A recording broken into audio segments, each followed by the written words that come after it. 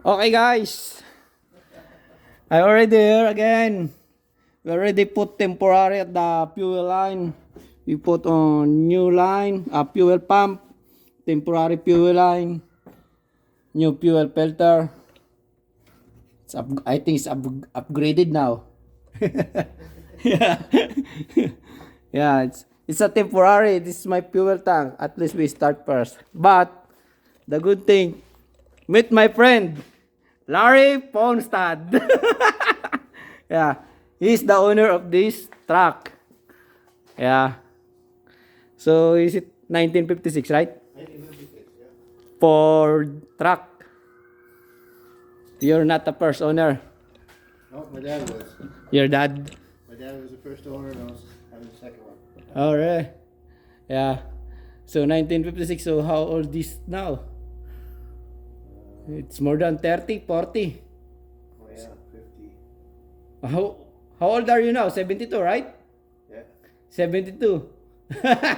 Almost teenagers. You bought your truck. But your dad he bought brand new, right? Yeah. Bought brand new.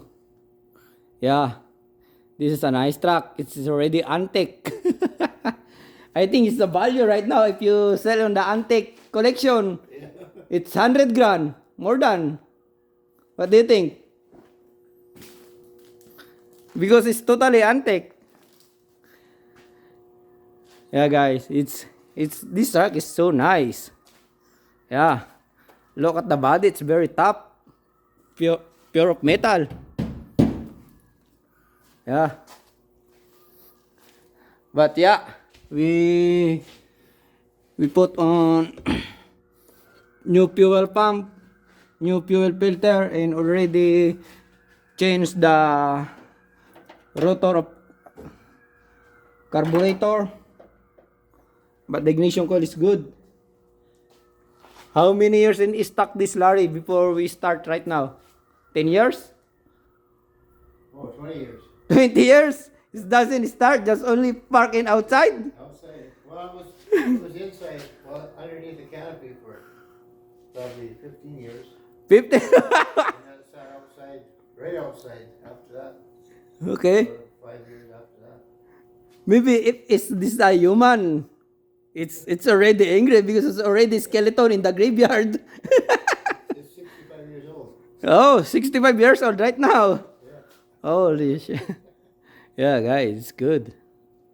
But right now is start. Can I start, Larry? Sure. I do that. You want to start?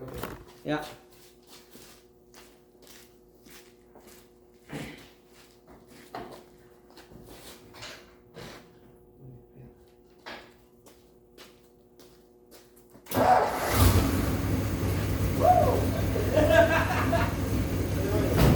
Swapping.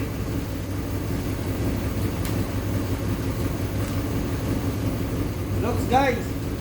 You heard the engine sound? It's very nice. Ah. Start one click. Look. But I didn't put the fuel filter, air filter first. So maybe next week we need tuning the carburetor, but we need to change oil first for a good tuning.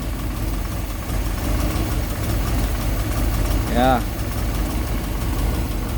This is a totally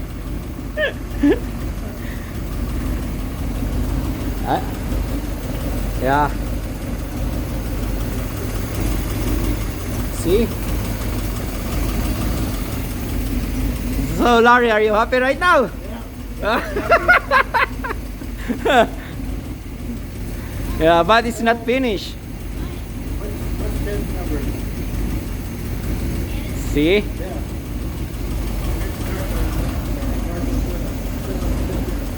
Yeah.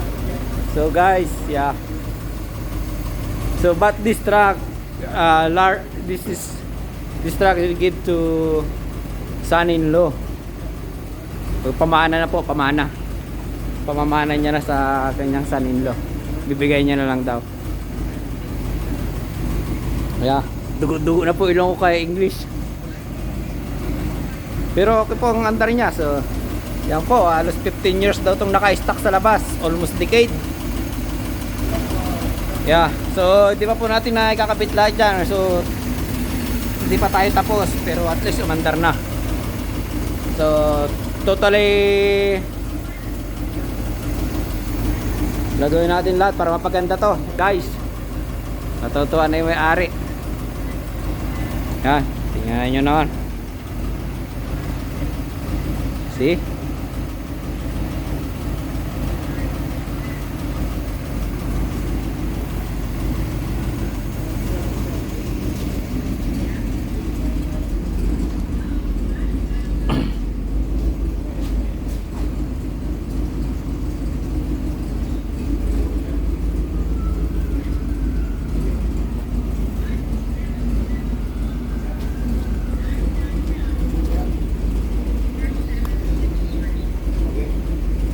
This is a PTO, guys, manual PTO. Say PTO, right? Yeah. Yeah. Okay, gotta go. Yeah, sure. This is a PTO, guys. Yeah, that one. So it's a manual. Yeah.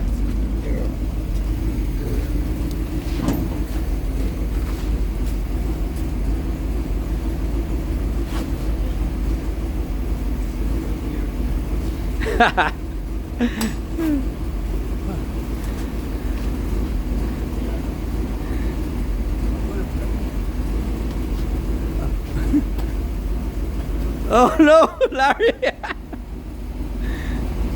Oh, stuck, Larry. Yeah, the cable. So that's the one we need to pre up. Yeah, it's okay. That's a PTO, right? Yeah. And Let's let me know. this one is reverse forward. For lifting up. For lifting up. Also, You pull it, then lift up. so you mean this dumb box is Yeah. lift up? Yeah. Oh, nice. Yeah, we get this cable working. Yeah, it's okay. Maybe we change that cable, or we need to pre up. Yeah. Yeah, yeah. Shut it up. Yeah, it's getting stinky here. Okay, guys. It's done for the day. Wait for another video for another restoration. Okay, see you on next video. Say bye, Larry. Yeah, he's the one, the owner.